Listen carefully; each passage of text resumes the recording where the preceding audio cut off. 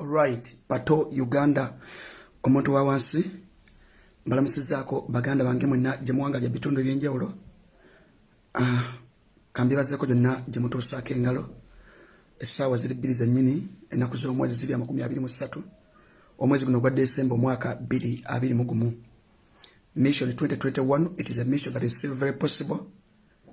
It seems to be improbable but very, very possible. Nyongera okubalamusaako n'okubeebaza gyonna gye mutuusizzaako engalo akawungeezi ka leero. Pato Uganda once again omuntu wa wansi mujja kunsaasiramu leero ddoboozi kyegu n'ekifuba kintwalaganya saketi. Ndowooza ka season nkubambira abiri wangi, so ddoboozi erinaayitamu mujja kutusaasiramu katono. Ate leero sijja kuba radical nnyo nga wentera kubeera olwokuba ndimu obukosefukosefu mujja kunsaasira. Nja kwogera ku peesi ya wansi, abamanyira ku peesi eri ya waggulu muyinza olowooza ate amanyika kuweddemu nowe. Naye mbebazaako gyonna gye mutuusaako engalo bannayuganda mwenna abali mu ggwanga Uganda n'ebitundu ebyenjawulo ebikola eggwanga Uganda, n'okulamusaako mwenna abali mu diaspora community bitundu ebyenjawulo. Naye olwaleero kantwala akakisa kano okulamusa ku baganda baffe mwenna abali mu Southern America. Tula nnyo beerabira ensi eziri awo nazo ensi zikyakula mu Southern America, Brazil, Ecuador, Mexico, sizi yawo nyingi. Kiri tulina audience y'Abannayuganda ewangalya bitundu bye mwenna Abannayuganda bali Brazil, mu nsinga zi Haiti, Jamaica, ku bizinga eyo mwenna, Cambodia. Twebazaako gyonna mutuusaako engalo ne tweyogana okubeebaza okutwagala nnyo. Olwaleero nno ngenda kuyisaawo ensonga ez'enjawulo ezipendinga. Tuli mu ggandaalo lya Ssekokulu. Njogera okusooka okubaagaliza mwenna Bannayuganda bitundu ebyenjawulo irrespective of where you are, irrespective of the religion. Naye muwaso abali Kristaayo mwenna tubaagaliza ebikujjuko ebirungi. Season gye tulimu egendera nno ddala ebikujjuko bitandika lunaku lwanca Christmas Eve ne bigenda paka ku lunaku olw'omwaka olupya. So tutukira ku mwaka omupya nga guggulawo biba bikatinga across, tebyawulamu mu madiini, tebyawulamu mu mawanga. Ndoza lunaku lwe basinga celebratinga mu nsi yonna olwa January 1st. Therefore mwenna gye muli tusobola okulamusa eri omukulembeze w'eggwanga Robert Kyagulanyi Ssentamu atukubyemu akakumba omukalabye kadde ka traditional nnyongera bulijjo. Naye ne muze ekipeeza n'akoppa najja n'obukumba bwawo nga bufu buzibu. Naye mwenna tubaagaliza Christmas ennungi n'ebikujjuko ebirungi. Mwekuume tospendinga nnyo. Mukimanyi Bannayuganda program ene beegendanga bweri ey'okudda ku masomero. Tospendinga nnyo, manyi mwina wiiki emu ndowooza ennaku nga 10. Amidise kubanga system budget ya Uganda tetulina kyakukola, tujja tambulira for a meantime. Embeera weeri kyuka tulifuna education system eri effective ate esobola okuyamba omwana w'eggwanga. Therefore spend wisely. Amasomero g'abaana abasajja mugamanyi mulimu amasomero agasinga gonna gaabwe kye lwaki ba hikinga fees tebafa nayo because waliwo conflict of interest. The moment obaga nti basala figure ya fees zino babafuna sente tono kwa amasomero agasinga gonna ndaga private masomero gaabo mugamanyi agamugali bukadde bubiri agamukakadde kamu kitundu mitwalo 8 sente nyingi nnyo okusinzira ku economy yaffe n'obulamu Bannayuganda bonna bawanga lyonna ku lwaleero. Therefore mu spending wisely mu season gye tulimu ate mumanye nti omujiji omuntu tujja gutwala tulina kyakukola basomere mu system abanasobola osomera mu system ensi weeritereera then bajja tuuka mu bulamu obweyagaza. Pato Uganda omuntu wa wansi. Njawusobola kusooka katono nnyo nga sinneeyongerayo. Njagala okuyisaawo kino naddala Bannayuganda mwenna abawangalye mu diaspora. Muwaso Bannayuganda abali mu Middle East, Saudi Arabia, Qatar, Dubai, UAE. Teko neggwanga lya Turkey. Tufunye cases nyingi ez'enjawulo. Tulina abantu bangi abali mu business abalina zi agency baleeta abaana abakolya ku mpapula, which is okay, it is very fine. Naye abaana bemutambuza mubabulira amazima mbeere honest gye bali, mubabulire sente ze bagenda okukolera, mubabulire emirimu gye bagenda okukolera. Other than okubaleeta ne basindika mu bintu byatalina kukola. Ffe tulina mutawana muntu yenna omulimu gwakola kasitaba ng'asazeewo at his or her will. Oba oli malaya, oba oli akola mulimu nga gw'amaanyi, oba oli akola mirimu gikola gitya, as long as yewiiruye. Alaganya okulimba abaana ne mbalimbira e Kampala nga mwagala obakolya ku visa ne mutuuka emirimu olusinga tegiriiwo at the end of the day ne mbasindika mirimu gye batalina kukola gye bataagala. So mwenna naddala tufunye cases nyingi nnyo ddala Dubai awo n'emawanga ag'enjawulo kino kibaawo. So mwenna abanoonya visa okufuluma ebweru mubeere so much conscious kuba abasinga batunuulira ssente ne batafa ku bulamu bwa muntu agenda otambula. Tulina kesi gye twafunye Dubai, kesi zibadde nyingi nnyo. omwana oli yamuleetaawo nga mulesa mugambe agenda kukola mu restaurant nkimanyi bulungi nnyo nti waliwo abaana baleeta nga bakimanyi bagenda okukola ne beekyusa ekyo nkimanyi however much zino cases zimanyi nnyo gye mbasindika batalina kukola omwana wamuleetaawo omukyala ali awo Dubai wamuleeta wamala omuleeta n'omugaa agenda kukola mu restaurant n'omuggyako ssente empitirivu watuusaawo n'oyagala omusindika mu bwamalaya not at her will tubagambye oli obakola mulimu ki kasitaba nga yeesaliddewo naye ebintu by'abaana baforsingamu bintu si birungi omwana wamuforsingamu n'omukuba bubi nnyo n'agezaako okutoloka bwe yatoloka n'agenda kwembase nga talina wadde akantu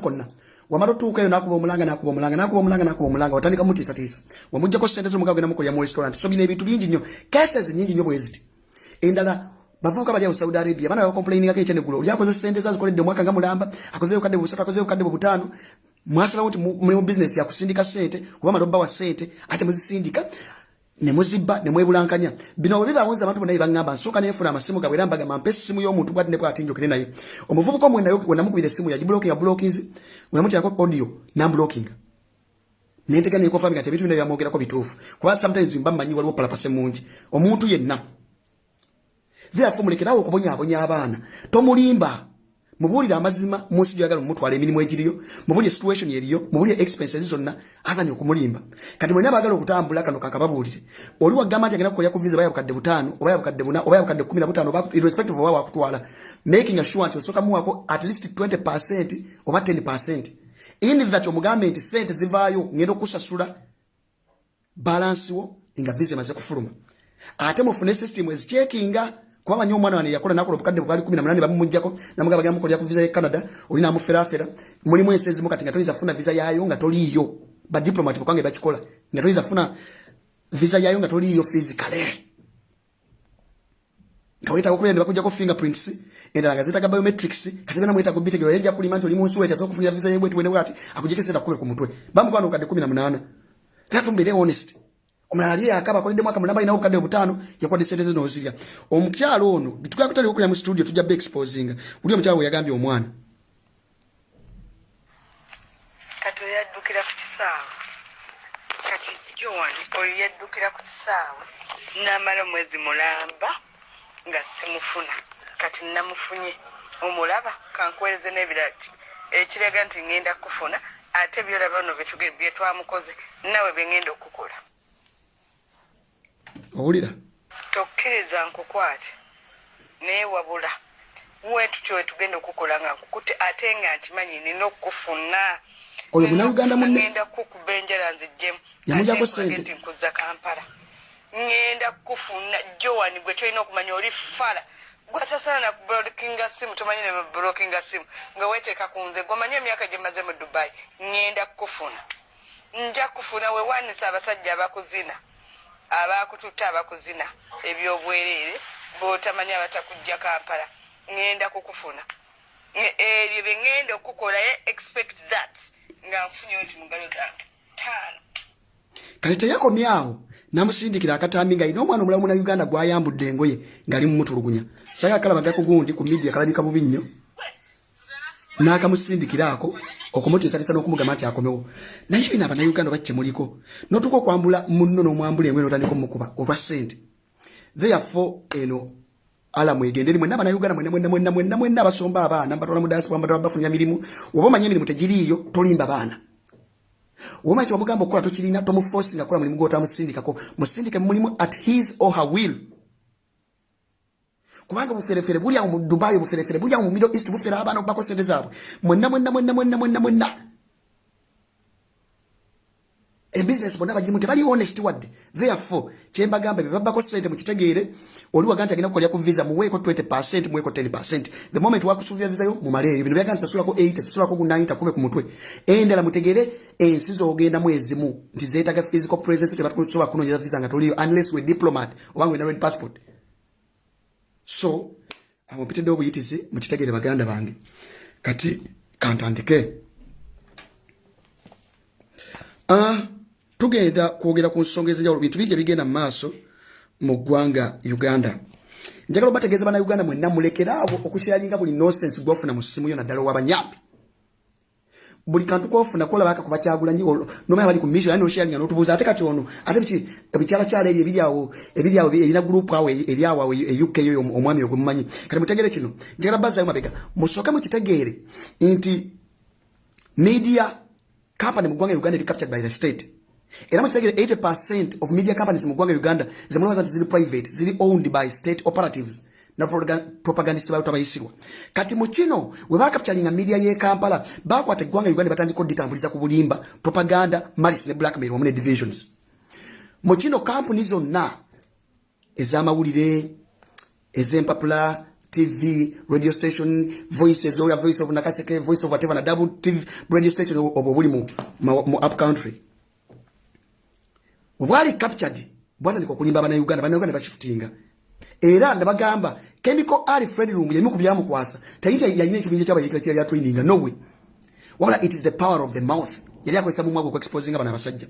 Ne bakimanya, bayino munonya. Ovanyalo kwati yamba zo shutting down media industry na mugwanga Uganda.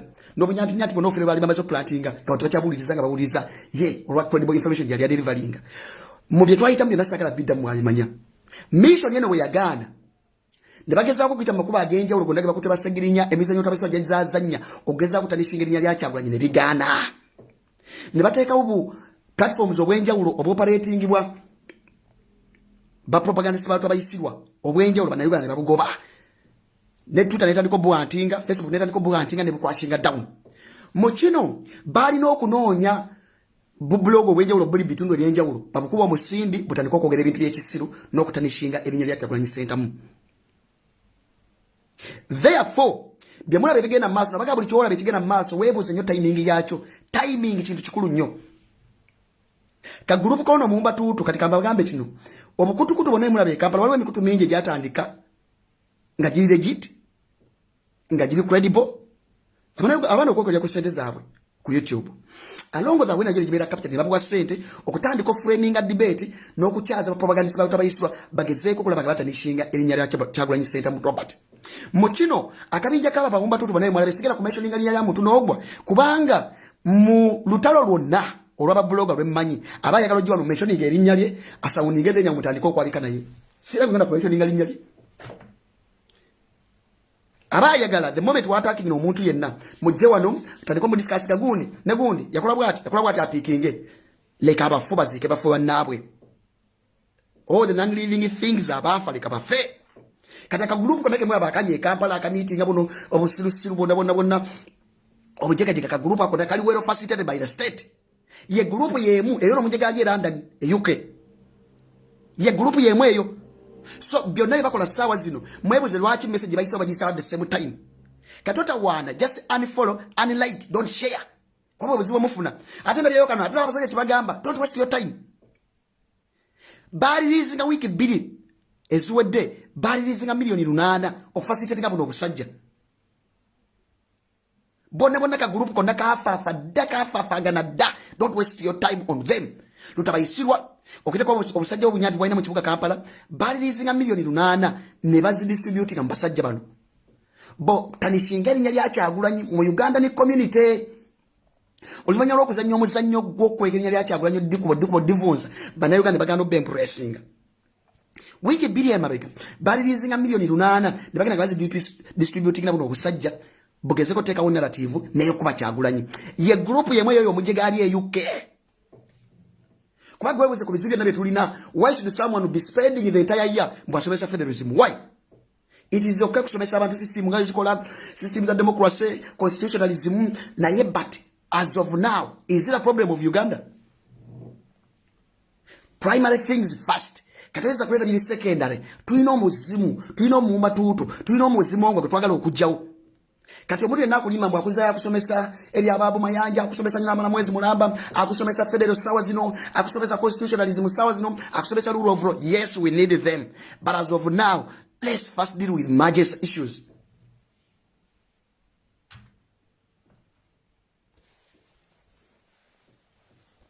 federal siye tugumbula bana Uganda it is okay abantu okusoma it is okay people to learn but timing is very key.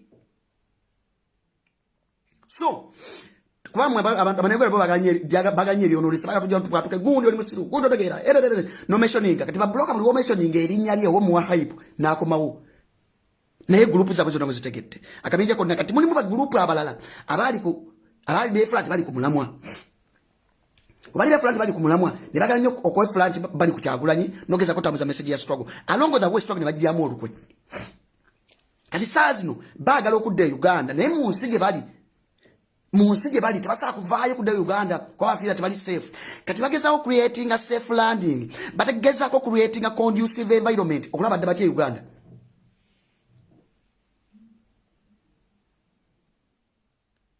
So muba watching nnyo bategereza ikugambye waliwo abalala nga bali befulati bali ku struggle kati nga bagezaako teekawo conducive environment banoonya safe landing balabe engeri ki gye baddayo Uganda fenna family zaffe bana Uganda bangi nabagala bimanya bali mu diaspora nga bagala okudda e Kampala naye ng'embeera ye bali mesozi okuddayo kati mumanye akabinja kaabwako konna don't waste your time on them tayagenda ba mentioningako linnya lye kiti mwali wano nga mugamba mukama wange batubulya bakwasa batubulya the moment wokola mistake ye buloga bayagala omwogereko baga jwa nugabe gundi ne mwe hype adali nyiroko no single time to waste nabagamba time is the best judge buli ali mustoko kambeze wena najiri amuru kwa time ejja kutuuka we basiri kumulamwa if I'm not credible at the end of the day one day one time 1 minute 1 hour ijja baji ku exposing katazi waste your time on them no gano sharing ate kundi alinoli ka group konna ekirala nabagamba sechi byo munayogala yenna alina capacity de Kampala ngoliko mu dashboard ngendo ku family it is okay if you're safe it is okay but the mere fact abanayuganda bagamba mwenna buli gwola banga ali ku front line eyokuzoka nyauta bayisirwa buli gwola banga ali ku media buli gwola banga abera mu demonstration zonna takulima ati ali safe so kude Uganda akola emizanyo je nakomawo waliwo omukyala ali Switzerland yawo yagenda myezi ebiri egiwedde tabaira nkona kugundi konna nti oba ku demonstration yonna wabula yangamba yabairanga bwezi WhatsApp group nga mwazoganyiza obusajja bwennyini obuga nti buli mu bibiina muli mu leadership ne bumuwaayo mu Switzerland awo wagenda e Kampala faamu ye ne bagiwamba amakage ne bagasalako ne bagamba yaleese ssente ali mu facility nga bayeekera naye ng'agenda okuva e Switzerland okutuuka e Kampala ngole bali bamutwayiringa nga mutwesinga mwekyo ki nga talinyako naye nga yalinga azoganyiza mu group nga talinyako na kugundi ku front line kane kugamba tali muntu ayinza kulima nti ali ku front line mu diaspora azoganya gavumenti yawo tabayisirwa naddayo e Kampala n'akola emirimu gye n'akola ate n'akomawo that is impossible abantu mbegendereze nnyo kati abasirusiru don't waste your time waliwo omujega gwe mwatusindikidde mbu omukyala ali katimuko oyo omujega wali awo Iranda niyo oyo omusirusiru mbwasomesa federo mwatumusindikidde mbu simanya ayogera ku Kyagulanyi simanya akola atya don't spread oba bonna mukasuke mukasimu kasire don't waste even your time on those fools. If you're paid to be a fool, like abali paid to be a fool, basigalinga basiru. Kubala tutabayisirwa, a messes up economy, a messes up a country called Uganda, a messes up systems on Mumwaka Uganda. It's a democracy. Now it thinks that it can prevent diarrhea by blocking the anus. That is impossible. Wakaita munasosira. Tutabayisirwa. Tebakulima nti you can treat diarrhea. You can prevent diarrhea by a mere blocking of the anus. Kyogezako kola sawa zino. Diarrhea nga kuluma olina okunoonya treatment ye eddagala lye. Netogamba nti kanteekewo noteekawo asio nogamba kabagisimya yaliyeko superglue closing. No way. So Ugandans are fed up of you. The environment is very clear. Just surrender. Otherwise ekigenda okutuukako ojja kitegeera mbagamba babadde million 8 senators abalala bamaze basuubiza diplomatic passport abatazirina bageze okuzoga Kyagulanyi yonna notanshinga erinnya lye naye ekirungi kya byonna don't waste your time temubawo attention kagulupu kabwe nga wonna ekali e Uganda abajega bali mu diaspora kubanga ye network yemu yonna gye mulali mwenna buli mayuganda gy'oli mu diaspora ng'omanyi baataddewo ambassador omupya buli mu diaspora gy'oli muli mu nsi gy'oli ng'omanyi baataddewo ambassador omupya baba wadde mandate eyo cracking down obuwagizi bwa Kyagulanyi Center mu diaspora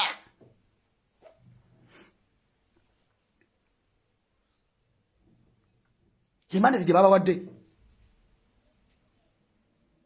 kati network gye bagenda okukozesa buno obusajja obwadde buno obusajja obuzanyo bali buli mu struggle nga tebuli mu struggle kati kwe kugenda n'otandika n'otuula n'obeera okwo don't waste your time don't share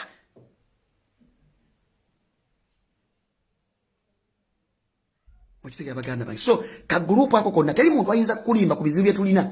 N'ogamba osomesa bankanji osomesa bamayanja osomesa bandi. Yes, tweta tujja soma history abana basoma soba history twena kyo banyonyola. So why you got to kubunyumisa. First things first. Ebiri second bijja kujja oluvanyuma. Tamasi was bana Uganda. No sanga basajja abakulu, no sanga bakazi abakulu, people that you would respect. No batuzizenga biza ebali okubalaba. You listen to that fool. Ataba mu kabinja kabako ndaka network balina abamu bebamwera bebasa sulwa bebabira ko nga balaba. Kubanga nagenda okukizulanga age group ebeera ku bajegabo. Age group esinga obunene eri beyond the age of 40. Nuka kati banaba. People that you would respect, you waste your time on those fools. So, aho vudewo naye mukitegeere group eyo namo gimanyi mbagambye eri Kampala abali mu kuzungira abali mu kuwogana ki don't pay attention to them. Ekiro kya byonna ebibala byabo bituyamye ne bivaayo mangu lyatulukazi ate baswaza bali mu struggle bali baswaza bali ku Kyagulanyi nabagamba struggle ne wenesigala mu Kyagulanyi ne wanagisigala mu bwomu n'olugenda jaddugusa nga kyali mulamu ajaddugusa. So kati kyo bukitegeere baganda bange eddoboozi mu nsaasiremu ndemu kiyeguyegu. Therefore mwena bannayuganda benjagala okutegeeza buno busajja network no nene eya iso eri mu diaspora naddala abantu abali mawanga gano, abantu abali e Netherland, abantu abali e UK, abantu abali e Germany, abantu abali e Switzerland, abantu abali e France, abantu abali e Sweden, abantu abali e Denmark, abantu abali e Canada, abantu abali e US n'abaana abali mu Middle East naddala e Dubai. Mukitegeera nyoga event ge bagenda banoonyeza mbannanga akatwa it is real. Poison is real. Nga ngeno kunyonyola olwaleero. Pana yoga ne wana lebo mubiru byanyonyonyo byayitamu ne byali mu sawa zino. Poison is real. Irrespective of where you are. Kati emu ku task je bagenda okubana so. Webuuza zino zi events ze bateeka enkya n'eggulu. Ne basomba abayindi enkya n'eggulu. Webuuza balina capacity facilitate gabina ebintu. Ani akulimba? They were facilitated by the state. Bagera kwera wero facilitated by ambassador vale sabapya bategeke events ezenjawulo twakuba event wana kuba event ya Switzerland jali bategeke dawo bananga ne batagirinyako mwebale nnyo embassy leto eka event ya take awe Switzerland bana be Switzerland mwebale nnyo nafuna footage yenna bateke mere yabwe bateke bitavu byabwe manonya babiri ne babula ojeka abantu bava kwemba sine balita family zaabwe kwani webuza ko muna Uganda mwemba sine kutegekera Museveni akwagala nnyo gwali mu diaspora na kusasya ne sente kwaba na ba Switzerland batuka tulina facility laga tuleta awo mbotuga basi facilitating. How can it be? Ngene musomba mulalize Kampala mune mboba sente bamusubize 12 musubize 14. How can it be? Kati bakulimba event binayo mugenda muzunga bagenda kuteeka event sis manya mato ziboti kuluzi bali tabayimbi abenjawulo nga balina mu zi main target ze baagala nga balina mu zi element ze baagala sagala byogera nene yali wano lyaliko abaliko kwaliko busajja bwe twali tumanye a week before kulyati lyali wano lyaitegekeddwa a week before. Tetugana bantu kuchakala. It is okay to enjoy in such seasons mu season ezenjawulo mukole pateza mwamukola family kola za family. As a family, but these events bagenda organizing bipate bichi area na nonsense baba ina mu main target be bagala iranga bajja kubanoonya bajja kubafuna nadaba na Uganda bagala ebintu by'obwerere nabagera nakagero ne bagambo liba mugamba bamu mission ya kunganya balalu e Uganda awo hainasa nawo na mu mission ne bamugamba bana balalu banji twagala tukwati abalalu bo mu kitundu wano nafuna ko sina agamba nja kufuna basajja bange jabba kwata nawo basajja abayaga njabba kwata onakula yajo bakwa daga masoko lyasendeza abasajja ngate balabika kwa balalu abalalu tebalabika ko kuwolu nga bakuba bamanta kye yakola omusajja n'akwata Costa n'ayitwala ku Ntebe Road agamba kanjiteeke wano mpita abantu bagambe bannaye nyamba buyambi ntwalira bwerere bagaye bwerere alinya inajo giviramu kyo gikoyira baviramu naje nakumbya baviramu ekajjansi wona wogiviramu ogikoyira munaye musajja nge emotoka agiteeka kibuye ngatandika kutika abantu ayita bannaye bwerere mbato yako bwerere lero ngatika abantu ngemalanga ejjula kagamba kondakita wezaawo ekijji wamala okuzaawo ekijji kati bana abantu kange ekajjansi bannange eviramu awo okola otyo omusajja nga avulumula emmotoka ng'agitwala butabika ng'avulumula emmotoka bannange eviramu wano ng'avulumula emmotoka bagana okugulawo ng'atwala abantu ng'abayiwa butabika kabaga abantu bamwe babomba leese kati bana bawogananga bannango n'omusajja alimba atugambye aleetera bwere nga baga atono mulalu nnyo mukube mu empiso nga bamunyiga mwe abawogananga bannanga nzije kibuye katale mandenva kola ate biki nangamba banna aleetera bwere nange neninya atono baneddalu eri ku kika kya waggulu mumunyige mu naye empiso lwakwagala kya bwerere era ina dropping abantu wabalala lube neyo byayo n'agenda kwagala kya bwerere therefore funa akatono koolina weyagalire mwaka akatono koolina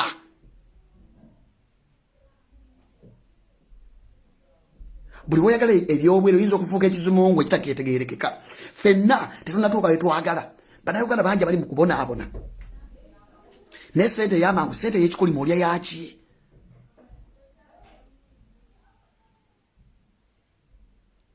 kubanga bannayuganda baagala nnyo ebintu by'obwerere from day one. Therefore, event season ezo mugenda kuweza kusasula weza bwelele boat cruises manya bipate pate bagenda organizinga bagenda kubera wero coordinated kwagwe webuza omuntu otamule siku atereka events atakola digu webuza senda zijjawo kuliko kusiriwa webuza senda zijjawo. Therefore, abantu bonna bali kumulamwa na ddala ba fighters abali ku forefront the events bino mubigi no wali there and then don't waste your time. Package esoka ya sente bajibade ya milioni 8 abali e Kampala ka group akali mu diaspora ka group ko yomoje gali awe yukali mu kusiriwa za abantu package yabo bajifunye ne bakola distribution bulungi nnyo. Package endala ejja kudda masa mu January era nga ekimu ku main point baba mission baba gamye nti Kyagulanyi mugatandika okulya discussion yezo ne gundi that kind of narrative mu Kyagulanyi yagamba abantu ti mission 2021 kati baba gambye mulindo mwaka gaguweddeko mumubuze mission 2021 mission 2021 jasigala nga etambula whether it is beyond 31st December this very month and this year it is very effective, it is very very possible. So ekyo mukitegeere naye nga mukitegeere tool poison y'obutwa it is very real nga wengenda okunyonnyola akawungezi ka leero wenjogera mwena bannayuganda gye muli njagala musalire nnyo muganda waffe gwe bayita Honorable Mubiro James twaliwo ne tugamba bafuutu soldiers mwenna mubeere security conscious n'entambula zammwe njagala okusabira abaana bonna musabire nnyo abaana bonna ba political prisoners bonna abatalina musango nga bali mu makomera kuba eyaabwe yasimiddwa dda musabire nnyo abaana bonna abaava mu makomera n'abakyali mu makomera kuba obulamu tebalina lwaki olwaleero luno wenjogerera Honorable Mubiro James mwena gumanyi okuva mu Lubaga North ali mu ddwaliro lya Gakani e Nairobi afuna obujjanjabi wabula bino bye byabuzudde wammanga akabanga ke yamala mukomera ako akasuka myezi 6 twabagamba no twabiko ne ku Mubiro James nga tumaze okulaba embeera gye bamuyisaamu nga ali embuya kusemwayi Mubiro James oluvannyuma lw'okumukolako health examination mu ddwaliro lya Gakani abasawo bazudde ebintu bino wammanga wenjogera obulamu bwa musajja wattu Mubiro James buli mu katyabaga kino kimaga muteeke nnyo mu ssala ne ba political prisoners bona naddala bakyali munda. Mubiro James yagenze okukizula ogenda okutuuka mu ddwaliro yamanya nti bamukuba obutwa mwakimanya bulungi nnyo nti kasi wamiri bamukuba obutwa era ali mu kubonaabona nabo mu ggwanga lya America ono nno obutwa bwamumala mu mubiri okumala omwaka mulamba yagenda okukizula nga kirireeti nnyo kubana kibuiti n'ensingako yajjira wano mukozi okununa Fred Lumbuye nadduka kipayopa yamala wennaku zaalinga nnya obulamu bwe nga tebutuukiridde obulamu bwe nga embeera ye ebyeyo bye nadduka e Uganda neyeyongera mu US okufuna treatment ku mulungi ogwasooka obutwa bwe baakuba wa mmeri bwamala mu mubiri omwaka mulamba bagenda okutuuka otandika omujjajjaba nga omubiri gwe body system etandisa deteriorating etandisa okuvuunira ddala eggwawo ng'obutwa bwe munyingide mumusenkenyezza kati ali mu kugulubana gwa butwa. Olwaleero kansa Mubiro James gyawanganya mu ggwanga lya Kenya mu kibuga Nairobi mu Aga Khan Hospital bagenze okizuula oluvannyuma lw'okumukebera nga ekibumba kye kiriko ekikyamu ekibumba kye nga kitandise okwonoonekamu n'okuvunda. Tebaakomyawo ne bamutegeeza nga akalulu oba kye tuyita pancreas kaliko ekintu ekitandise odivelopingako kyokka nga yetawulira bulumi okuva kalulwe ne bamugamba ekyo ekintu singa time egenda nga kidevelopinga kigenda kufuukamu kansa. Mu basawo byazudde bamugambye ekibumba ekiri nnomo kirina functioninga in between 20 and 25 wabula ekibumba kye ekya Mubiro James bagenza kizuula nga kifunctioninga almost 100. That is abnormal operation y'ekibumba. Akalulwe kaliko ekintu ekizimba ekibumba already operatinga watch functioning abnormally. Therefore zino part zili very sensitive eri obulamu bw'omuntu n'engeri omubiri gye gufunctioningamu kiba ne negative impact nene nnyo eri system zonna ez'omubiri. Bino wenjogeddemu ne mukama wange onali mu mubiru nampisaamu ne bamugambye nti ayinza okuba alina emmere gye yalya gye yalinga talya nange Pato bwe kyambeerawo sina mmere gyonna gye nalindidde nga nali sigikombangako omubiri tewagimanyira tegubangawo. Namugamba either olina ebintu bye walya nga tobiryangako ate then nanga ne bageze n'omuzula mu mubiri gwe nga mulimu drugs ez'enjawulo nanga tena kitamiiza kyanywa tena drug yonna gy'akozesa bageze samples okuvaayo ze bazijja ku mubiri gwe nga ziraga nti omubiri gwe gulimu drugs ez'enjawulo. Oye kanso mubiru freedom fighter foot soldier wabula bino byonna ng'abinnyonnyola aŋŋambye bw'ati aŋŋambye buli mwana amanyi nti wayitako embuya ku sseemwayi bw'obanga omanyi walinnyako ekigere ku sseemwayi embuya eyo basime kubanga era mugambe ne mugamba nti buli mulayi mulaiti olinako position in terms of leadership olinako kamera ez'enjawulo you may afford somewhere somehow. Naye abaana aba foot soldier ba Pato Uganda ntadde mu kifaananyi kyabwe bazenkolawo zendya baddabo zedi omuntu wa wansi bonna be baatulugunya be baasiba buli mwana ng'omanyi nti wayitako ku sseemwayi embuya yambi bw'obaka kitwaliro kati oyinza okgenda mubakuggyako samples bakebereko wandigeze n'ofuna medical attention oba examination balaba obulamu bwe muyimiridde kubanga baana bangi bebitegedde bangambye nti babakuba obutwa naye nga tebamanyi nga bagenda kuva mu kasirise obudde gye bujja. Kino antegeezezza nti nga bamututte mu sseemwayi embuya gye bamutulugunyisa waliwo possibilities bbiri either okuba nga obutwa bwe baamuwa obwayonona pancreas babuyisa mu mmere oba byakunywa nga basobola bamugamba nti olina bye walya ng'omubiri gwe wayita ogubimanyidde. Ekirala baprisona bano n'abasinga bajja nga bali unconscious nga tebali soba bulungi nnyo treatment nga bamaze okubakuba baliwo olumu ze babatwalamu ze bazisokezaamu bazikuba mu fyumu ez'enjawulo ne bazispraying ng'olaba spray perfume nga olaba spray yonna room ezo bazisprayinga ne sprayinga za butwa. Kati abaana bano buli we bajja nga tebali soba nga bali unconscious ng'embeera gye mwalaba Muhammad Seggirinya ng'ona gye yalimu bassa omukka ogwo ne guyingira mu body system yaabwe gye tubagamba bwetulo eri very very effective terikwadde okuzanyirako. Kati abaana bano bassa omukka gw'obuto ogwo mu lumu zina zina gye babatadde era babalookingirayo obusajja obubateekayo obusajja obuvandimu abutalina dde emitima babwe kuya masiki bonna nga bwebise bwe mwala obali butwairinga Roma Kyagulanyi Center ng'ali mu Western Uganda mu kalulu obwo bwona babwe packages nga mumanyi fume nga mumanyi spray ze mukuba mu bisenge bino za butwa clear. Kati waliwo ne possibility eyo bamutwalye bamukubira ne bamutokyalinga nga bamukuba fume eyo. Ekirala ngambye alina lwe yalwala ng'ali embuya ku sseemwayi ne bamutwala okumujanjaba bamutwala amalwaliro gaabwe ne bamukuba empiso n'abagadde engulu olunaku olwasooka n'abanga improvingamu ku lunaku olwokubiri ebyaddako naddala mu mbeera y'emu. Kati possibility za mirundi esatu waliwo obutwa bakisokola bamuliisa wate okuba obutwa bamukuba ne spray obanga empiso gye bamukuba bamunyiga ya butwa clear. Therefore abaana buli mwana yenna ng'omanyi wayitako ku sseemwayi embuya buli mwana yenna ng'omanyi wayitako ematine ku barracks nga bakusibirako eyo ne ba political prisoners bonna abali mu makomera ag'enjawulo saa zino mbateeke nnyo mu ssaala era n'abazina obuyambi n'abasobola mugendeko mu malwaliro naddala amalwaliro facilities nga za mutindo gwa waggulu mugezeeko funa examination ey'enjawulo otherwise omutabyanguira bino obulamu bwe buli mu lusuubo. Mbagambye obuzibu bwa kaswamiri bwali mu ssaawa zino akatoka amala mu mubiri omwaka munamba. Kati mukama wange mubiri ye Katonda yakiyamuyambye yakanguyidde era kyentegeezeddwa nti awo tebajja musobola Nairobi tebajja musobola anakudda Uganda asiikinge attention either mu America oba mu ggwanga erisingako naye ezo ensonga mubadde nga muzikwasaganya naye musalire nyo ba political prisoners bonna naddala bali makomera ag'enjawulo wenjogera ssaawa zino waba ne bakwatire bwayise waba ne bakwatire Nansana abali mu Torture Chambers nga ne kati tebafunanga fair hearing nga ne kati tebafunanga justice.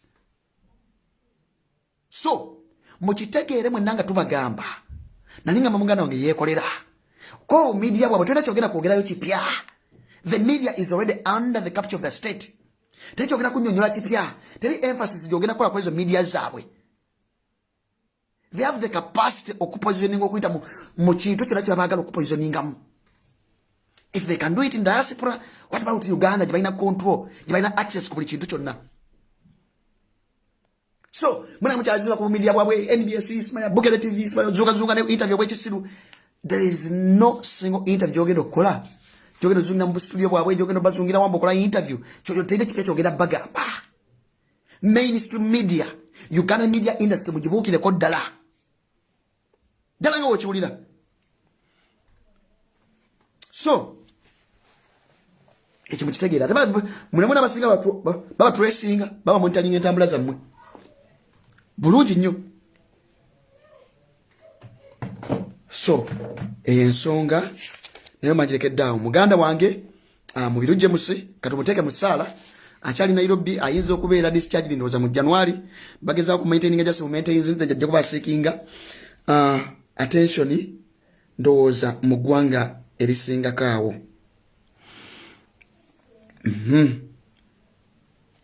Aya basi neeyongeddeyo lubalete lubanga lwa mindi mukyali ku documentary eri mukwatibwa mu ggwanga lya Congo.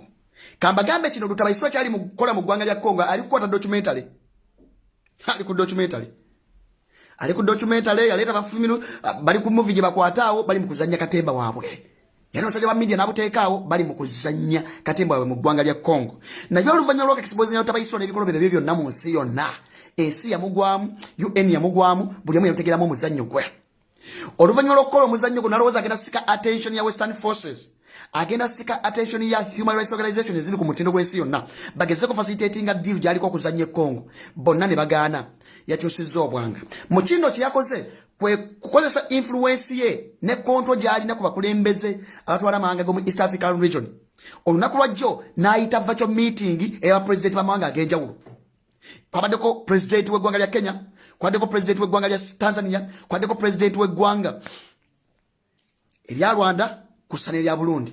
Mu kino n'agezaako kubagamba noba convincinga baleete eggwanga lya Congo baligatte ku East African community. Nabagamba weebuuze nnyo timing y'ekintu. Lutabayisirwa Ola Alongo abadde wa okuyita abakulembeze bano wadde kyali mu pipeline. Bajje bepasuwedinge bonga bo be convincing okuleeta Congo ogigwatta ku East African community. Era mbeebuuze lwaki yali ayagala nnyo n'agezaako kulobingira Southern Sudan ogigattako. Ani akulimba? Kati olunaku lwajjo yayise meeting y'abakulembeze bonna yabadde virtual yabadde ku Zoom. Agezaako bapasuwedinga, agezaako bakonvinsinga okukwata eggwanga lya DRC Congo okuligatta ku East African community. Mu kino kyazzeewo oluvannyuma lw'abantu b'e Congo mu bitundu eby'enjawulo okwekalakaasa nga baagala amagye ga Uganda, amagye ga Rwanda no yateekayo n'abapoliisi nga baagala bagafoomule mu ggwanga lya Congo. Mu kino ne bagamba Abakongo abali mu ggwanga lya Bufalansa beekalakaasa, Abakongo abali mu kitundu kya Kivu ne mu Congo yennyini beekalakaasa nga baagala Uganda ne Rwanda eggyeyo amagye. Mu kino ekitongole kya UN wiiki ewedde kyagamba kigenda kukola documentation, kigenda kukola statement nga kiraga nga amagye ga Uganda n'amagye ga Rwanda ngeri badde gakola ebikolobero ku bantu b'e Congo.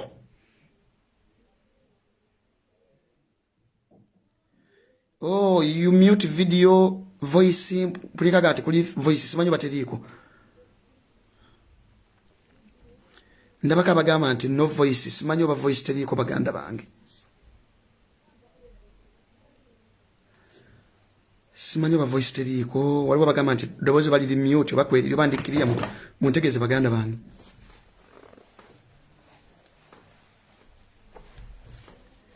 Simanyi oba eddoboozi liri very clear oba voice clear kale kwetuli. So mwekyo kyonna lutabayisirwa bamufumudde Congo n'akasajja kakagame n'agezaako okunoonya engeri yonna emya fact nti waakwata eggwanga lya DRC Congo nga yalowooza n'aligatta ku East African community aba ne moral authority etwalayo amagye at whatever time nga ensonga gy'ayinza okuba nti gezaako kupromoting regional security.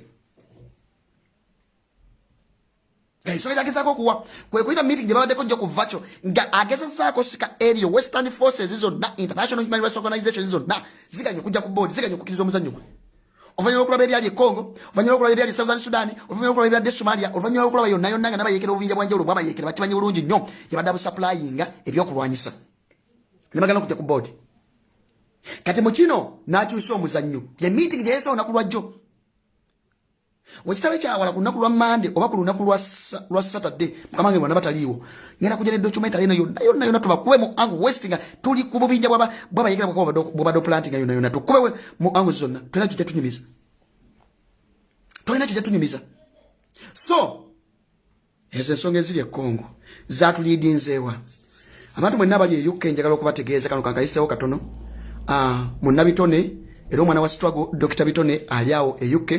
Namulabyeko n'agamba talinya kigere kye Uganda simanyi bataddeyo. Naye message ya struggle agireesaawo agenda kubeera ku palm tree olunaku lw'enkya. Abawe message ya struggle Dr. Bitone ali awo mu London. Abatereko obuyimba wa His Excellency Kyagulanyi Center mu so mubeereyo ku palm tree. Dr. Bitone wali awo. Tweyongereyo. Bino nga bikyali awo njagala nkubuulire muwadde mu kyali awo. Lutabayisirwa kankubuulire ekiriwo nno kibadde butamanyi. Sese tula message owulire. Wenjagala mwenna abamanyi ku ggwanga lya Equatorial Guinea. Ewali omukulembeze amanyiddwa nga Tendoro Obianga Nguema.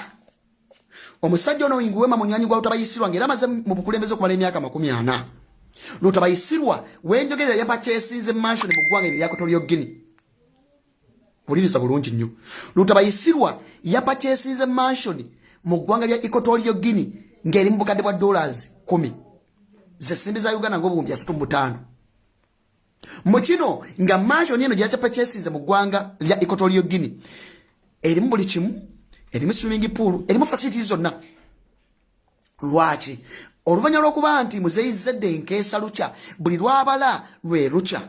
Yasooka n'alowooza nti asobola okugenda mu buwanganguse. Wabula n'amanya talina kigere kyayinza kulinnya mu Europe, talina kigere kyayinza kulinnya mu US, ate nga ne gyali alowooza gyali ayinza okuddukira mu Asia wamu ne mu Middle East. Oluvannyuma lw'okuteeka akayirigombe ku basiraamu n'abanga batugumbula nga teri nsi kyonna eyinza mwebuleesinga n'emuwa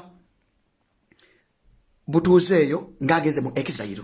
So mu kino Lutabayisirwa yasooka n'alowooza ne ku munywanyi we yali akulembera eggwanga lya South Africa gwe baakongomula emikono mu kibya. Wabula n'amanya nti South Africa engeri gy'erinamu ku democracy ne ku ntambula tambulya ku nfuga y'amateeka n'amanya nti awo talinawo safety atasobola kulinnyawo. Teyakoma awo n'alowooza ku ggwanga lya Cameroon erikulemberwa dictator munne amaze mu muyizi okumala emyaka 44. Amanyiddwa nga Paul Biya namukadde kinvinvi munne naye agendayokko n'amusaba n'amugamba ayinza okufulirakawo exile singa ebintu bimutabukira. Teyakoma awo yalowooza ku ggwanga lya Central African Republic. Mujjukire eno gye yasindika Kony n'akabinja ka LRA ng'era alinako influence nnyo eggwanga lya Central African Republic oba erimanyiddwa nga CAR.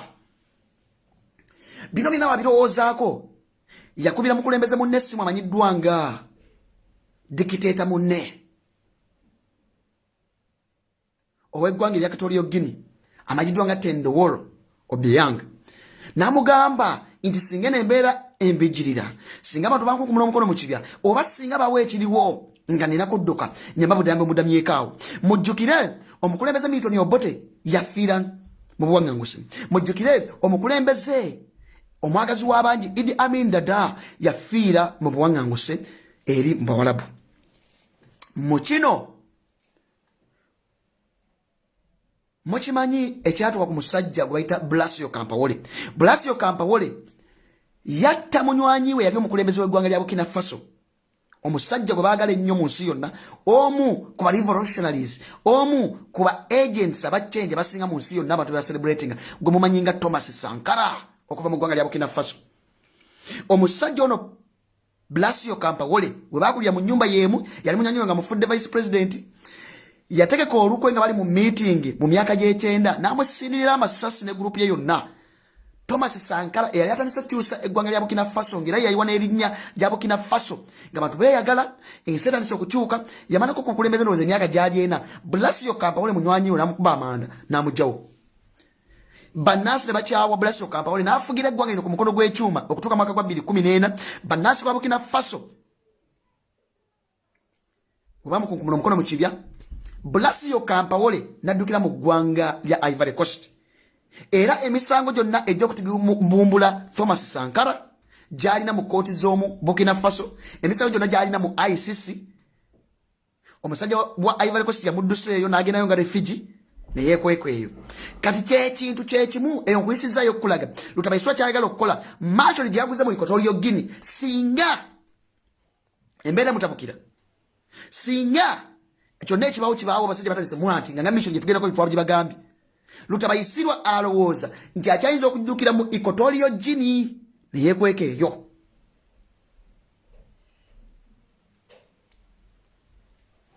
simba wakati sente ezaguze mashoni eno sente zamwe wa musolo therefore ngembere tandise omugejjera etandise omufukira akayinja mu ngatto nabagamba twala tumukwatikeko channel zonna externally then kutojjere waka kati alowooza ovaira okwati bannayuganda bonna batigimbudde babonyabonyize ne basse bayinza okusiikinga justice nagula mashoni eno mu ggwanga lya Equatorial Guinea gyayagala okuddukira singa emberenge ebange engase awo simba wakati twali tukyali awo nga bukyali bute abantu mwenna bawangalya mu Boston twabagamba lunye nga omusajja Lutabaisirwa yaleetawo office ya Isonia Esona agisimbawo ku Waltham Square webakyusiza oiro mwenna mukimanyi bulungi nnyo mutegeere mwenna abannayuganda bali mu ggwanga lya Boston abali e Boston nti Lutabaisirwa balinamu interest nene nnyo obalwako omukono gwemwina mu struggle n'okuba nti yemu ku state esinga okubeera effective si mu ggwanga lya America wabula mu nsi yonna mu kino twabagamba nti bano abasajja twagala kulaba nga badibonkanyiza eggwanga basigale nga basiikinga medical attention mu ggwanga Uganda basiikinge education services mu ggwanga Uganda kuba nga basiriwaza abantu nti ebyensoma bitambula bulungi ebya health bitambula bulungi na buli sector performinga bulungi nnyo lwaki bakwata abaana baabwe babatwala mu malwaliro g'ebweru okufuna obujjanjabi lwaki Lutabaisirwa okwata kiwala kyo n'okitwala mu ggwanga lya Germany okuzaalira mu Berlin lwaki kyekyandibadde kireeta ono muwulenge omutigimuzi w'abantu kibuule omuvandimwe okujja mu ggwanga lya America okuleeta mukyala we okufunirawo obujjanjabi nga mutunula therefore baganda bafuna nabawanga aliraawo ekyokola mukimanyi mukikoze emirungi gyonna temwatuusa kukamya temwatuusa kubitwisanywa nga bayizungire Iranda nibazungire mu diaspora ne muba bahumiliatinga in broad daylight twagala nga batakyasala de kigere ekisuka boda ya Uganda twagala batakyasala de kigere oyo kibuule abaana bebasazeeko ebitundu byabwe byekyama abaana bebasazeeko emibiri gyabwe abaana bafunye permanent disability at the cost of kibuule as an individual tisibala muwendo gwabwe or chibule mutandika mulopao ne fighting evidence the crimes against humanity abata vawo mugwanga ya Boston mu state ya Boston abata vawo manyaba na manja bandukire South Africa bandukire Kenya bebali bakozesawo mu mabira bebali bakozesa mu kono bebali bakozesa buyikwe abantu ko buddu simaje bali bagala bazanyimiza nyejenjawulo bebati gimbula utomanyi intarazi yawo mu mabira kechibule kiza nyimiza njato abayisirwa. So, emisango gyonna giri ku international level egikwasa omuntu at international level whether mu ICC whether mu International Court of Justice gyonna giri ku muwumba tutu oyo kibuule ali awo no wanda nasasira n'abaana bo babye bali tebalina musango kubanga emu ku nsonga lwaki abalongo baafa gwe tomanyi na kumanya oba batugumbula oba basaddaaka bino byebikolwa ebimu ku byemukola abaana balina adde omusango kubanga ti y'omwana oyo yitalina wadde omusango nabisaasira ebirungo ebyo nene bigendera mu bikolwa byo demokola ebyokusaddaaka abantu. So mwena abantu b'Boston mmanyi ekyokukola kubanga ako office ke bateekawo bwe twabagamba bwe promotinga tourism sector simanya kali okunoonyeza baana ba Uganda scholarship mu ggwanga lya America ka office ka iso era temanyi kibuule nga ali awo influence yalina mu semwayi gyalina mu iso ajja kugenda ku office awo. So mutandika muwantinga bwantinzi kijikirako bulungi nnyo muganda wange yakyogeddeko ttone Lutabaisirwa yajjawo nga maze okwesa iningisa yafera n'abazungu n'abasiriwaza musima atawagira bisiyaga n'asindika nga maze osiriwaza abanayoga atawagira bisiyaga n'ayita mukano kabahati ne basindika etteeka ly'ebisiyaga antige biri ne balisindika mu parliament ne liyita n'abagamba muliyise without following the procedures at the end of the day tujja dijjayo mu kooti kati yali sayininga yeetwala ageze mu summit mu ggwanga lya America abasiyazi community y'abasiyazi yonna eyo mu Texas mwonna mwe yali abuukiza okusula Lutabaisirwa bamugamba community y'abasiyazi yamuga tosulamu ngagalo bagata eriyo yefula matabawagira abasias ne bagamba lutabayiswa tosula muzi hotel zino wali bookings and that is well documented tukulima bya kufera lutabayiswa ne bamutwale yo kafamu eje bamutwale bamukweka lutabayisirwa who claims to be a head of state kanjoga no kuono ex combatant ati ali mubunja mjetena do mulamwa lutabayisirwa community yabagge mu gwanga lya America dadamu state ye Texas buli obaga mangaba booking down simanya ze ku diplomatic relationships simanya it is a diplomatic travel simanya it is a government mission ba mugamba tozisula ane bekala kasa ne woto bali booking de bamujjako so kati omumba tuto omujega oyonga ali awo mumuwantinge mumuyige mukoleke emikolo gye mulina mukolako tufise kutambuya buno bulamu no way. We can't be surviving in such an environment. Abantu bonna batufudde ba victim. Abantu bonna batufudde okubonabona. Hatusigalenga tubaleka nga bali mu kuyina bali mu kutambula. No way. We can't act normally in abnormal circumstances. Twagambye phase gye tujjako tugakola kati ku ebintu ebimu nga bya abnormal. Kali abnormal. So, abana baabo oyo mumuyigge mumukoleka emikolo. Kati njagala ku emphasizinga ku nsonga ya muganda wange Chemical Ali yayogeddeko olunaku lwajjo. Na ina gibagamba ko nga nejo tanajja. Nembagamba kitwetaaga okukola. Tugenda kwesa tulu zonna ze tulina at the disposal. Eziri democratic, eziri constitutional tugenda kuzikozesa. However, tugenda kunoonya strategy emu gye nti erimu tangible. Enkiddamu. Nawe nembagamba eggwanga lya Uganda okutegeera. Okuterera gwe nofuna emirembe ze nefuna emirembe omuntu yenna afuna emirembe kwata eliminate 2-3-4 elements si bantu banja bako eliminatinga and we have the capacity therefore yabadde banyumiza joko surgical operation twaitwa gibagamba ko wano kati awo wembagambira emiya fact ndi bana basajja bakuyetinga environment eri chaotic nga buli lunaku omuntu asobola kusala emundu ziri mu bannansi ziringa emigati emundu ziri mu bannansi ziringa ekyokulya nga buli wodda waliwe mundu it is very okay we can take advantage of such a chaotic environment ne eliminating ebiku byonna buli kiku ekirina okueliminatingibwa mbakana tebisuka bitano wenjakalo bagambira mututandika otuyamba mu profiling buli muntu yenna whether ka blogger akubira utabayiswe ekintu whether bu returning officer bwa NRM whether bwa isi whether buli mu police whether uli ayogera bya kisiru profile bino byonna byenanga profile java family na buli muntu yenna temugenda kubonya abonye bana Uganda nobana ko no kusomera mu diaspora obusomera Scandinavia obusomera London obusomera mu Harvard obusomera bonna mubononye butubulire modo kwangalire bwetu. It is very possible. Ikugambye that kind of environment they created. It is very possible. Eliminate, and we have the capacity. Just organization yoka yetagisa. Yoka. Utabaiswa mujamu ozo ya kumanene nnyo. No mujamu elements bili zokana aizana kufechi kutuko. Babili. Hataba kujamu bamanyi. Tutoka nakunda okunyonyola nyabo kujamu bamanyi. We cannot pretend as if to die ourselves to kweke mikono mumutu tidda abantu baffe. Bayibuli egamba atisa munne kitala na yali fa kitala. Abantu bemusibye, abantu abali mu tana muleko bannamwandu tebalina addo omusango beetaga justice. Therefore, it is very, very possible. Challenge mulina gye mulowooza ati eriwo ye organization. Also in line with the spy network ya teke Kampala ati kino njagala kibagambe intelligence ya Museveni mfunyo tubakule nebino subitana intelligence taina intelligence yogana basajja bamajete wali intelligence yabona busemu ayi simanya bumiso sababu iso obona temuli intelligence ya muyo na mvundu ekyo kikubuliye wano ngojoka na spy network ya teka mu diaspora talina intelligence waka you can execute any single mission ngatibategedde. Hege chitabani chisiba aliko governor chinywera yo mwenge. Piswa bizunga buzuza mu Kampala. Akakonvo yika utabayisirwa ako. Muyezuze zaka yunga batavaawo. Batavaawo kakonvo yete muli.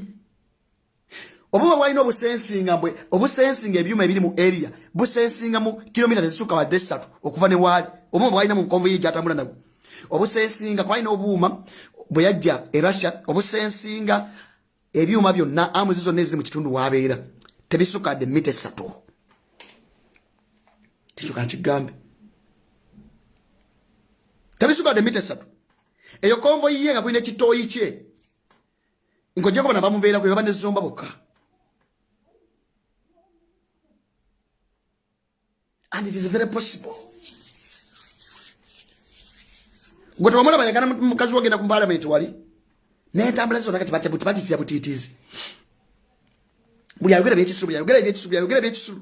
Mubali mu eliminating abantu ba police tujanya elements ziri mu criminal elements zonna ziri mu. Abakuta bamanyi. Abafukide Uganda ekikoli mu bamanyi betulina ku eliminating. Therefore that operation is very very possible.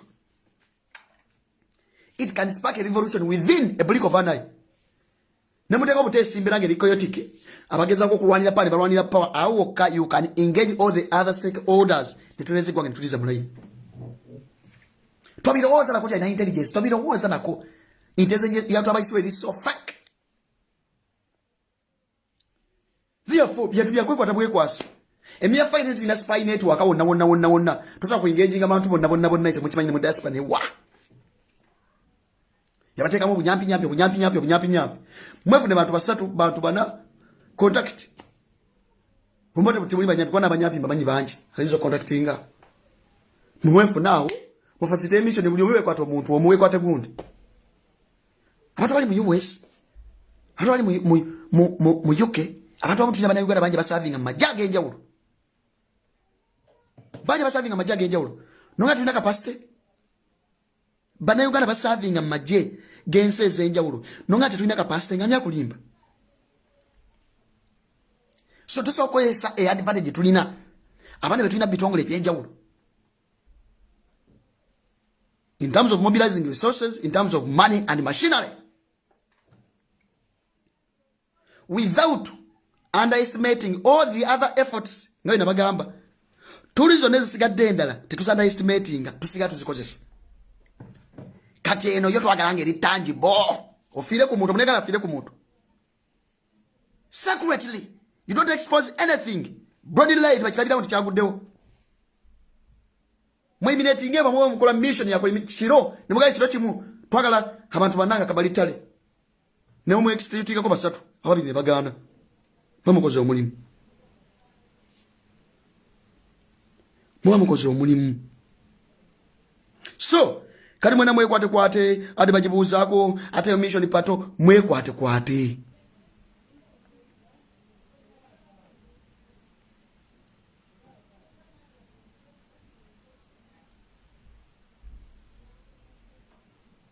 Your mission is very very very possible, 100% possible.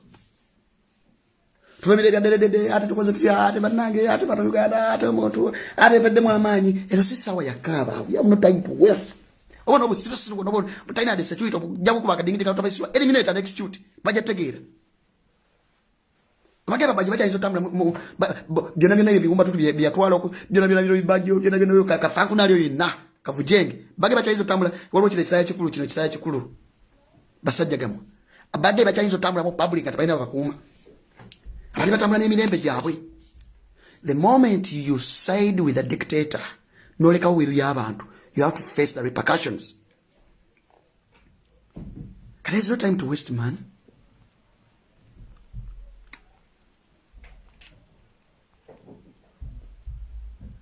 Take time yakono na waloteri. So, a mission is very possible. Mujirowozeeko, mujikoleko, tujja kujigosa oba gutonya oba gwaka. Ngamaliriza baganda bange mbagambye ndi mu kiyegu katuna nyamira ekitwaza ndikala kubategeeza stroke gye tulimu eringa kazannyo ka mupiira mu kazannyo ka mupiira mubeera ku bantu bangi abalina roles ez'enjawulo abantu bangi abalina roles ez'enjawulo mu kino mubaamu abazannyi mubamba coach player mubaamu abawagizi mubamba referee mubeeramu opponent. Naye mubeeramu bannanyini ttiimu oba bafanda mu kino osangamu abawagizi b'omupiira abajja mu bisaawe ososangamu abafacilitatinga ttiimu kanya mu kino tulinamu mu kazannyo ke tulimu akasitwago tulinamu abantu bwe batyo abafacilitatinga abaana e Kampala abafacilitatinga emirimu gya struggle mukola omulimu gw'amaanyi nnyo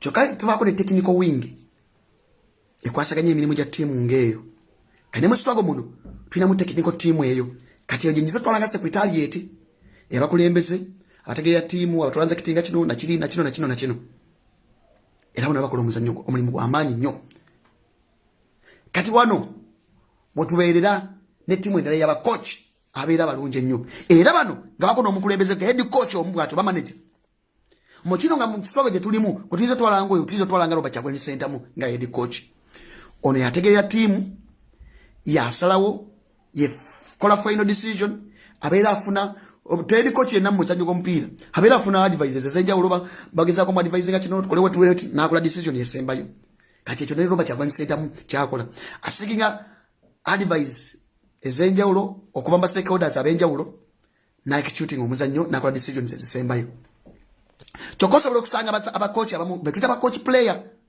nga ye coach atendekana omuzannyo yahedinga ttiimu yonna yasalawo decisions ez'enjawulo ng'ate muzannyi ke Robert Kyagulanyi Ssentamu is a manager, is a coach, at the same time a player. He's a coach player. He's a coach player.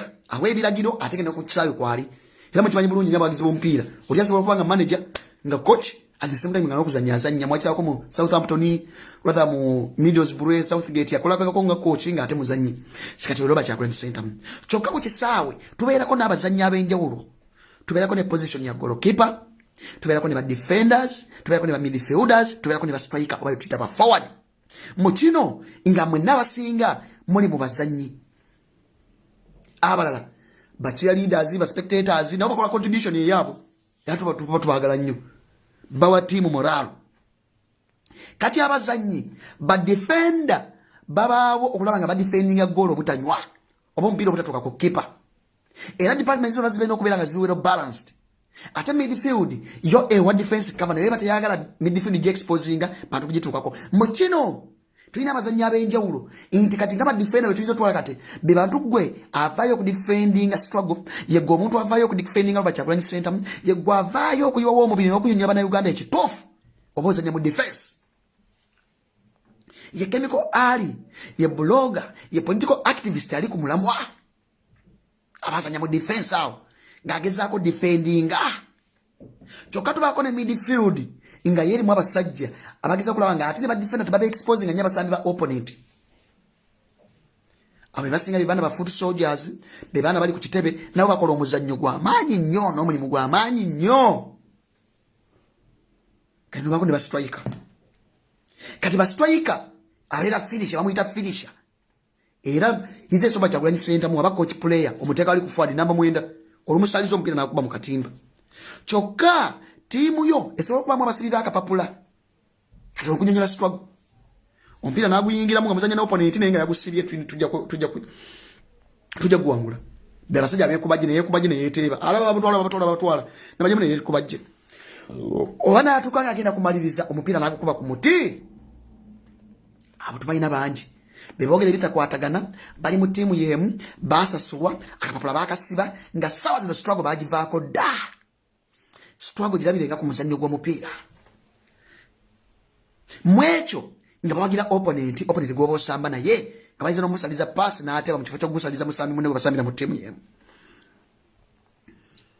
mu kino opponent abeera lutabayisibwa n'akabinja kaake NRM akabaffere abakolanga bareefali bibeera ebitongole birina okuleetawo justice okuli ekitongole ky'ebyokwerinda nga poliisi amagye ekitongole kya EC electoral commission naye bwe referee wabanga yalidde nombeera mu mupiira naye nga referee azanya n'opponent wo kati tutabayisirwa ye referee at the same time ye opponent bonna babaka bemulaba ezo mbuzi ziri awo ogwo mupiira yasamumanya nti guli weegutyo referee yalidde kyeva mulaba kubeerako referee ba social officials abeera eri bwebigana gye muloopa we yakolanga kooti ate barefali abali wano mu kisaawe baziguzanye bubi nakwede kyeyagambye tuddukire mu kooti ne mugende wa social official kati abo bonna bali already captured by the state barefali bonna ba key players promoting democracy. The constitution is mugwanga Uganda. They are all operating under the command, under the orders of a one-year utabayisirwa mutani wa ALEESE. Kati wamumanye ekyo ompira muguyiwa temugukiza okutuuka mu kyenda kati twagala guyire wano wetwagala okuguyiwira tunonye mission operation surgical oba surgical operation yite kyonna kyoyagala eliminate execute key elements ntono nyine zira kwa nyingi nnyo esi Uganda efune emirembe a few tebeda kuba bangi nnyo esi Uganda efune emirembe tutuka kudda mu story nabagamba omuntu ayiribire Kampala omuntu ayiribire mu diaspora abe Kasese bakaba abe Northern Uganda bakaba abe Nimule bakaba ku borders ko n'abantu bakaba business nezo ku borders lutabayiswa ne family bazitute company zoneza shipping company zoneza logistics ezikola emirimu ku port y'eggwanga erya Kenya Mombasa ne Dar es Salaam company zonna za lutabayiswa ne mutabani we ne biwalabye company zonna za family panayogera bakwa mu business zonna ogenze Congo tadeo bina bwaba yekero supplies ebyokulwanyisa ogenze Southern Sudan okoze ekintu kyekimu simply because you want to execute your evil plans and you think you are going to sit on and watch.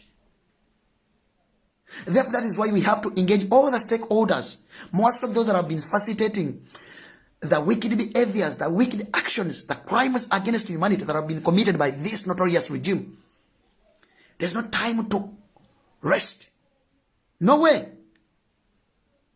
Therefore, we have to think about a more tangible strategy that will put an end to dictatorship in the country called Uganda.